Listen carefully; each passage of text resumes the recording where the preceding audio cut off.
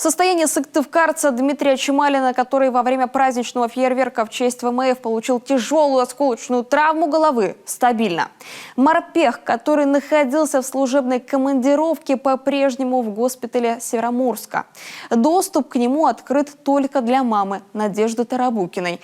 Она находится рядом практически с самого начала. Сейчас Дмитрий в сознании начал реагировать на внешние раздражители. Пришлось удалить 2 зуба, от удара снаряда их раскрошило.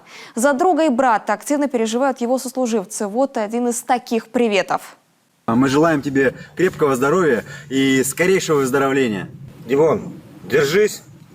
Как говорится, побыстрее давай вставай в строй.